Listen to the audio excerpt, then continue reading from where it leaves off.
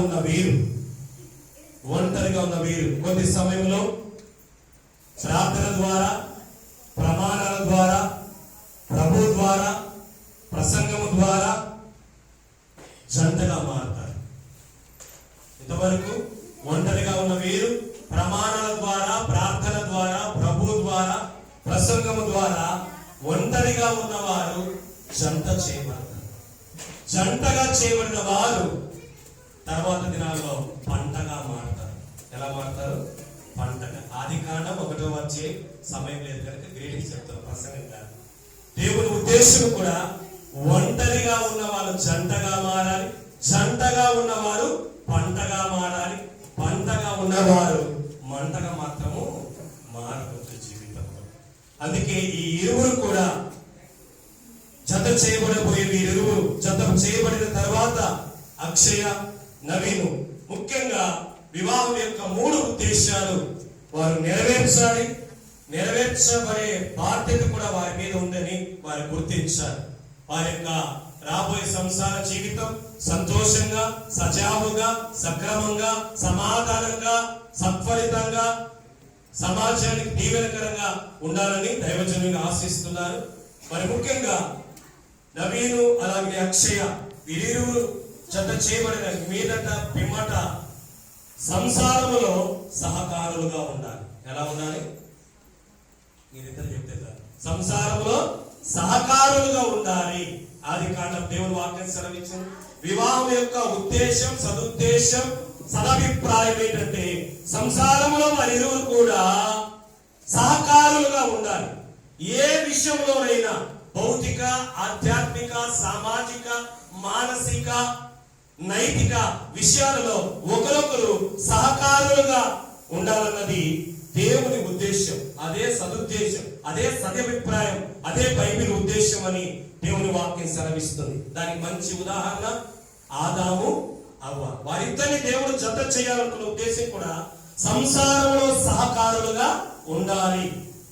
ఎవరు సహకరించినా సహకరించకపోయినా వారి సాంసారిక జీవితంలో వారిరువురు కూడా ఎప్పుడు కూడా కష్టములో నష్టములో, లాభములో నష్టములో, చేదులో మధురములో, ఆనందములో ఆవేదనలో అన్నిట్లో కూడా ఒకరొకరు సహకరించుకోవాలా అన్నదే దేవుని ఉద్దేశం. అలా ఉండాలని నేను కూడా కోరుకుంటున్నాను. రెండవదిగా సంఘానికి ఉపకారులుగా ఉండాలి. ఎలా ఉండాలి వాళ్ళిద్దరు? సంఘ నవీన్ అలాగే అక్షయ సంసారంలో సహకారులుగా ఉండాలా, సంఘానికి ఉపకారులుగా ఉండాలి. దానికి మంచి ఉదాహరణ అకుల, ప్రిస్కిల్ల.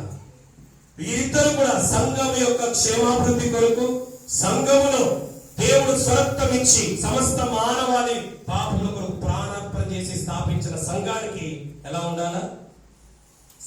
ఉపకారులుగా ఉండాలి.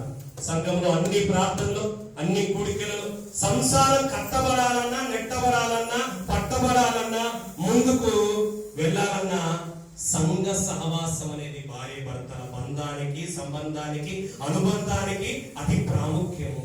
అలా వారి ఇరువురు ఉండాలన్నది నా ఉద్దేశం. దానికన్నా బైబిలు అభిప్రాయం. మూడవదిగా సమాజానికి పరోపకారులుగా ఉండాలి. సమాజానికి ఎలా ఉండాలి? క్రైస్తవులు అంటేనే సమాజానికి పరోపకారులుగా ఉండాలి. నవీన్ అండ్ అక్షయ ఇరువురు కూడా కేవలం మేము దేవుని బిడ్డలు కనుక సమాజంతో మాకు పని లేదన్నట్టు కాకోకుండా సమాజానికి మీ ద్వారా పరోపకారం జరగాలి. దానికి మంచి ఉదాహరణ జకరియా, ఎలిజబెత్ లాగా సమాజము మీ ద్వారా దీవించబడాలా, సమాజము మీ ద్వారా మేలు పొందాలా, సమాజం చూసి భార్య భర్త అంటే ఇలా ఉండాలా అని మురిసిపోవాలా, తడిసిపోవాలా. అలాంటి భార్య భర్తలుగా ఉండాలి. అక్షయ నేను వాళ్ళ ఇంటికి వెళ్ళినప్పుడు అంత పాప, మరి ఈరోజు చూస్తున్నా ఎన్నో ఏళ్ళు అయిపోయింది వాళ్ళ ఇంటికి ప్రార్థనకి వెళ్తున్నారు, అంతే అంత పాప. మరి ఈరోజు ఒక అద్భుతంగా మన అనొచ్చు, చాలా సంతోషమైంది. అలా ఇరువురు కూడా సమాజానికి వారి ద్వారా ఉపయోగం ఉండాలని, పరోపకారులుగా ఉండాలని నేను ఆశిస్తున్నాను. గుర్తుపెట్టుకోను, నా గ్రీటింగ్స్ వాక్యం ద్వారా ఏంటంటే సమయం లేదు కనుక మాట సంసారంలో సహకారులుగా ఉండండి, సంఘంలో ఉపకారులుగా ఉండండి, సమాజానికి పరోపకారులుగా. ఏమి చేసినా, ఎక్కడికి పోయినా మీ బంధం, అనుబంధం, సంబంధం సజావుగా, సక్రమంగా, సంతోషంగా, సత్వరితంగా ఉండాలంటే ఇద్దరికి ఏం చేసినా మీ ఇద్దరి మధ్యలో క్లారిటీ ఉండాలి. ఏముండాలా? క్లారిటీ లేకపోతేనే క్రాష్ వస్తారు. క్లారిటీ ఉండాలా. రెండోది యూనిటీ ఉండాలి. మూడోది ప్యూరిటీ ఉండాలి. ఈ మూడు మీ జీవితాలలో ఉంటే లోకాలు అందరికీ కూడా అన్ని విషయాల్లో మీరు మాదిరిగా ఉంటారు. లోకానికి, సంఘానికి, వివాహం అయిన వారికి, కాబోయే వారికి అందరికీ మీరు మాదిరిగా ఉంటారు, సారథిగా ఉంటారు, అలాగనే వారధిగా ఉంటారు. రెండు కుటుంబాలు. అలాంటి బిడ్డలుగా దేవుడు మిమ్మల్ని దీవించాలని, జత చేసి అనేకులకు ఒంటరిగా మీరు జంటగా మారి, జంటగా ఉన్నవారు ఈ లోకంలో జయకరమైన జీవితం, వివాహ జీవితం జీవించాలని ఆశిస్తూ, ప్రార్థిస్తూ ఈ నా మాటలు ముగిస్తున్నాను. ఇచ్చినందుకు